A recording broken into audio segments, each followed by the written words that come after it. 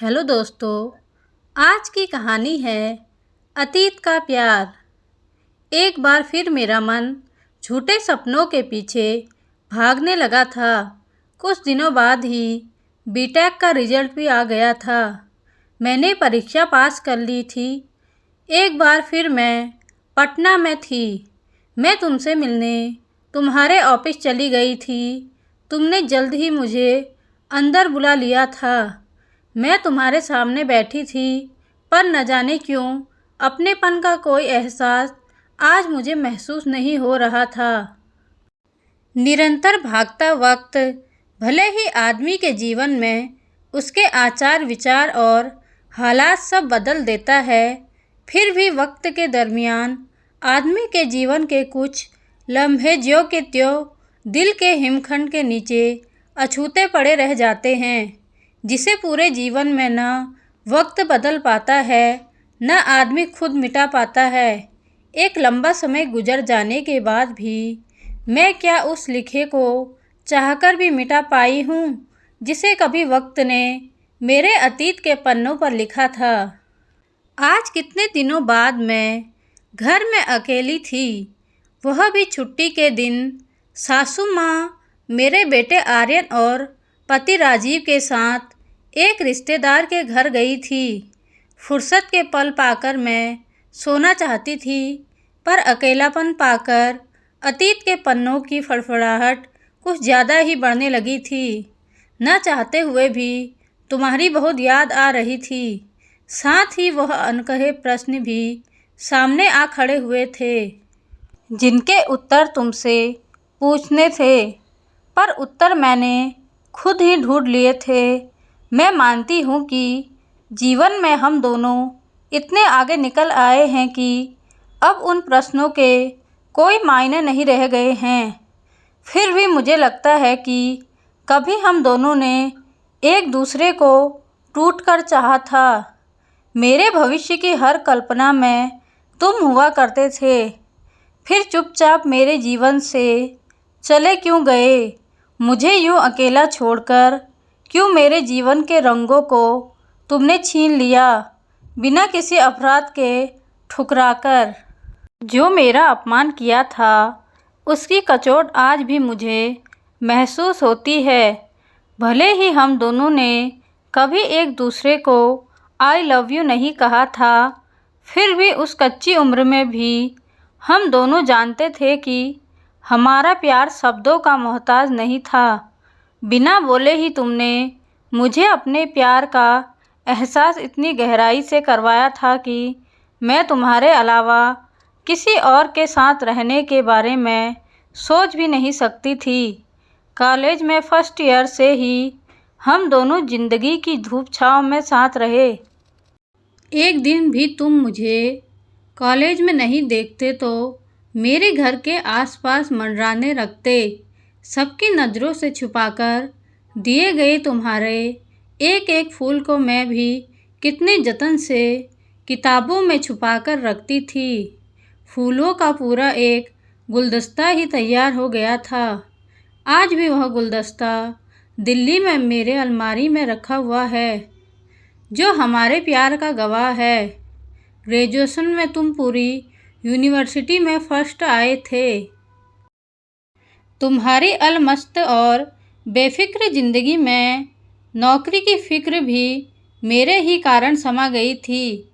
इस फिक्र ने तुम्हें पूरी तरह जिम्मेदार बना दिया था, जो तुम्हारे चेहरे से स्पष्ट दिखता था। चिंता कैसे न होती, कोई अच्छी नौकरी भी नहीं मिली तो तुम्हारे पिताजी खुद इतनी बड़ी पोस्ट पर हैं। मुझ जैसे साधारण परिवार के लड़के को क्या देखकर तुम्हारा हाथ सौंपेंगे? तुम्हारे घर की शानो शौकत भी तो कम नहीं है, जिसे देखकर मुझे दूर से ही घबराहट होने लगती है। तुम्हें पाने के लिए मुझे कम से कम एक उच्च पद तो प्राप्त करना ही होगा। फिर तुमने एमटेक की पढ़ाई बीच में ही छोड़ मुंबई के एक कोचिंग सेंटर में दाखिला लेने का फैसला कर लिया था। मेरा मना करने पर भी नहीं माने थे। तुमने कहा था, अगर सम्मान से समाज में जीना है, तुम्हारा प्यार पाना है तो मुझे मुंबई जाना ही होगा। फिर सांझ से लौटकर तुम्हारे जीवन में आऊँगा, यह वादा है मेरा। इंतज़ार करना मेरा। तुम्हारे इसी आत्मविश्वास ने मुझे तुम्हारा इंतज़ार करने का हौसला दिया था। बीटेक करने के बाद दूसरे कोर्स करने के बहाने मैं अपनी शादी टालती रही। पूरे 4 साल गुजर गए पर तुमने मेरी कोई खबर नहीं ली। पापा जल्द से जल्द मेरी शादी कर अपनी जिम्मेदारियों से मुक्त होना चाहते थे। मैं पल पल तुम्हारे संदेश का इंतज़ार कर रही थी, तुम्हारे आने का इंतज़ार कर रही थी, पर न तुम आए और न तुम्हारा कोई संदेश आया था। मेरा धैर्य समाप्त होने लगा था। तुम्हारी परवाह करते करते मैं अपने परिवार के प्रति बेपरवाह भी तो नहीं हो सकती थी। पूरे 5 सालों तक अपना विवाह टालती रही थी। अब पापा के सामने दलीलें देना बंद कर मैं खामोश हो गई थी। एक के मान के लिए सबका अपमान नहीं कर सकती थी। मैं तुम्हारे विषय में कहाँ पता करती, तुम्हारा घर भी तो शहर के अंतिम छोर पर था, जिसका सही पता भी मेरे पास नहीं था। पापा से भी कैसे तुम्हारे विषय में बात करती, तुमने कोई आधार ही नहीं छोड़ा था। साथ में एक झिझक भी थी, नारी सुलभ लज्जा और पारिवारिक संस्कार जिसने मेरे होठ सी रखे थे। मुझे पापा की इच्छा के सामने झुकना ही पड़ा। तुमने भले ही मुझे रुस्वा कर अपमानित किया था, पर मैं अपने आचरण से पापा को अपमानित और दुखी नहीं कर सकती थी। इसलिए मुझे उनके द्वारा तय की गई शादी को स्वीकारना ही पड़ा। शादी की रस्में शुरू हो गई थी। मैं दुल्हन थी, पर न चेहरे पर कोई खुशी थी, न मन में कोई उल्लास। आंखें रो रो कर फूल गई थी, जिसे लोग मायका छूटने की व्यथा समझ रहे थे। नियति भी हमारे साथ न जाने कैसे कैसे खेल खेलती है। शादी में मात्र 4 दिन बाकी थे, तब राधा, जो कभी हमारी क्लासमेट हुआ करती थी, मुझे बताया कि आज ही तुमने उसकी मुलाकात हुई है। तुम एक IAS अधिकारी बन गए हो और ट्रेनिंग समाप्त कर पटना लौटे हो। अपने पुराने सभी सहपाठियों से मिलना चाहते हो। यह सब सुनकर मैं स्तब्ध रह गई थी। इतने दिनों बाद खबर मिली भी तो तब, जब रस्मों रिवाज के साथ एक नए रिश्ते में बंधने की मेरी सारी तैयारी पूरी हो चुकी थी। दिल चाह रहा था कि अभी भी समय है, सारे बंधन तोड़कर तुम्हारे पास चली आऊं। तभी दिमाग ने दिल पर लगाम लगाई। ट्रेनिंग समाप्त होने के बाद तुमने खबर क्यों नहीं भेजी? पहले क्यों नहीं मिलने आए? सच कहूँ तो उस समय घुटन असहनीय थी, पैर अवश हो गए थे। मैं धम्म से बिस्तर पर बैठ गई। तुम पर इतना बड़ा विश्वास कैसे कर लेती? अब तक के तुम्हारे आचरण ने मुझे घुटन, दर्द, अपमान के सिवा कुछ नहीं दिया था। तुमने अगर मुझसे अपने सारे संबंध तोड़ दिए थे तो साफ साफ मुझे बताया होता, तुम्हारे प्यार का भ्रम ही टूट जाता। तुम्हारी चुप्पी को हाँ समझकर अब मैं अपने जन्मदाता के अपमान और कलंक का कारण नहीं बन सकती थी, दोनों कुल को कलंकित नहीं कर सकती थी। मन की गति भी कितनी विचित्र होती है, जिसके बिना जीने की कल्पना तक नहीं की थी, जिसके साथ भविष्य के अनगिनत सपने बुने थे। मैंने उसी की सारी यादों को रद्दी पेपर की तरह लपेटकर शादी के हवन कुंड में डाल एक अजनबी के साथ कदम से कदम मिलाकर 7 फेरे ले पूरी निष्ठा से उसके साथ जीवन में आगे बढ़ गई थी। ससुराल आकर मैं सामान्य रूप से रस्मों रिवाज और कर्तव्यों का पालन सही ढंग से करने की कोशिश कर रही थी, पर मन था कि तुम्हारे ही सपने देखने लगता। राजीव के स्थान पर मन में तुम ही नजर आते, यह जानते हुए कि जीवन अपनी ही बनाई शर्तों पर चल रहा है। तुम्हारे विषय में सोचना व्यर्थ है। धीरे धीरे 2 वर्ष गुजर गए। इन सालों में मैंने जीवन में ढेर सारे परिवर्तन आए। वैसे भी शादी के बाद लड़कियों के जीवन की दिशा और दशा दोनों ही बदल जाती हैं, जो उसे प्रलय को भी झेलने की शक्ति देती है। नए परिवेश में नए लोगों के साथ सामंजस्य बैठाने की चेष्टा में उसका पूरा व्यक्तित्व ही बदल जाता है। उसमें पहले से भिन्न एक नई आत्मा का प्रवेश हो जाता है, जिसमें उसके जीवन की हर पुरानी बात अतीत की परछाई मात्र रह जाती है। वैसे भी समय की गति इतनी तेज होती है कि जीवन के हर विनाशकारी तत्वों को अपने साथ बहा ले जाती है। तब होती है एक नए सृजन की शुरुआत, एक नई दुनिया का आवाहन। मैं भी एक नए सृजन में व्यस्त हो गई थी। इन गुजरे बरसों में मेरे तमाम अनसुलझे अनकहे सवालों के जवाब भले ही नहीं मिले, पर एक परिवर्तन ज़रूर मेरे अंदर आया। मैं राजीव से धीरे धीरे बहुत प्यार करने लगी। किसी नए मेहमान के आने का आगाज़ हुआ। अपने अंदर उसके दिल की धड़कनें सुनाई देने लगी। सारी विनाशकारी सोच समाप्त हो गई। उसके आने के उत्साह से खुद ब खुद तुम्हारी यादों पर धूल जमने लगी। मेरा जुड़ाव इस घर में रहने वाले लोगों से हो गया। इस घर के हर सुख दुख से मैं इस कदर जुड़ गई थी कि यहाँ की हर वस्तु मेरी अपनी हो गई थी। यहाँ से जितना अपनापन बढ़ रहा था, तुमसे उतना ही परायापन बढ़ने लगा। सच कहूँ तो तुमसे मोह भंग हो गया। राजीव भी मुझे बहुत प्यार करने लगे थे, भरपूर मान सम्मान देते थे।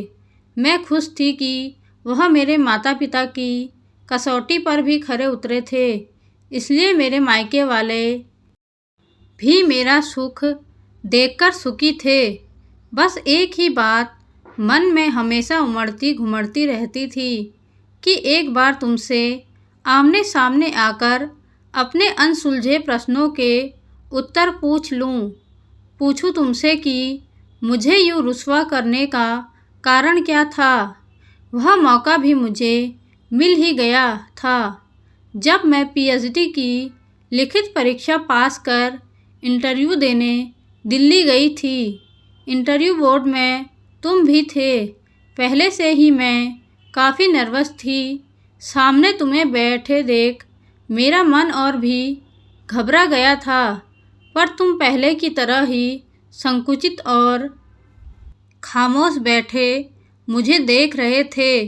जब प्रश्न पूछने की तुम्हारी बारी आई तो बहुत ही अपनत्व भरे व्यवहार से तुमने मुझसे प्रश्न पूछे थे।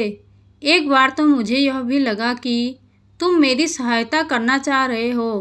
फिर तो मैं ज़्यादा देर तक तुमसे नाराज़ नहीं रह पाई थी। मुझे तुम्हारा वहाँ होना अच्छा लगने लगा।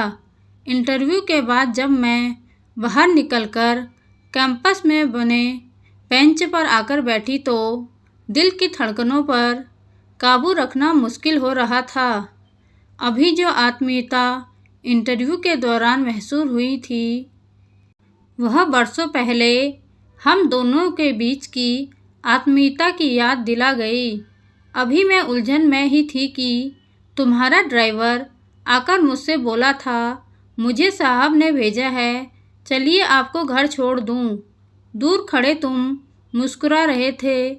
तब मुझे लगा कि मैं गलत नहीं थी। तुम अब भी मुझे प्यार करते हो, मेरा साथ चाहते हो। मुझे खुद को खास होने का आभास होने लगा था। उतनी ही शिद्दत से तुम्हारे प्यार को खो देने का मलाल भी हुआ था। एक चुंबकीय शक्ति मुझे तुम्हारी ओर खींचने लगी थी। मेरी बरसों की शांति भंग हो गई थी। एक बार फिर मेरा मन झूठे सपनों के पीछे भागने लगा था। कुछ दिनों बाद ही पीएचडी का रिजल्ट भी आ गया था। मैंने परीक्षा पास कर ली थी। एक बार फिर मैं दिल्ली में थी। मैं तुमसे मिलने तुम्हारे ऑफिस चली गई थी। तुमने जल्द ही मुझे अंदर बुला लिया था।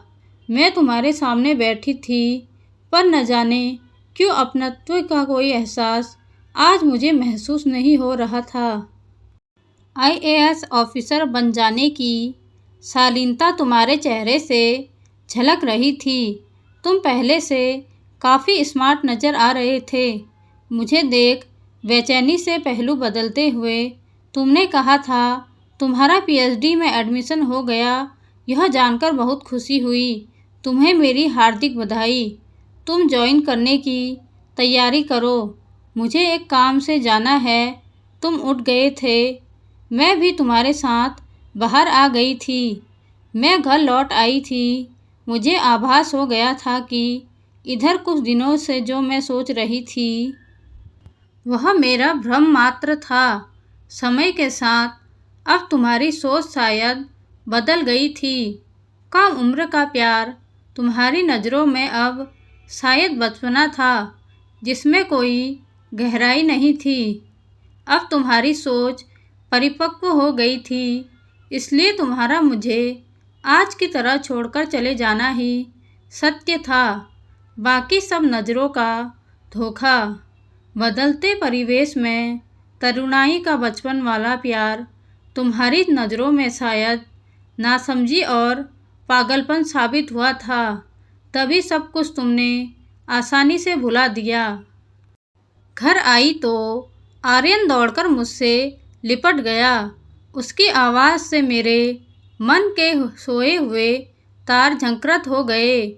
उसे सीने से लगाकर मैं रो पड़ी थी। रोने का कारण नहीं समझने पर भी राजीव ने आगे बढ़कर मुझे संभाल लिया था। मैंने अपना सिर राजीव के सीने पर टिका दिया था। लंबे झंझावातों के बाद एक गहरी शांति का अनुभव हुआ। मुझे अपने सारे प्रश्नों के उत्तर जैसे मिल गए थे। अब यही सत्य था, यही मेरी दुनिया थी, यही मेरा प्यार था। बाकी सब भ्रम मात्र। तभी कॉल बेल की आवाज़ से मेरी तंद्रा भंग हो गई। अतीत के पन्ने खुद ब खुद सिमटकर बंद हो गए। मन यथार्थ को टटोलता उससे जुड़ने लगा था। शायद घर के लोग वापस आ गए थे।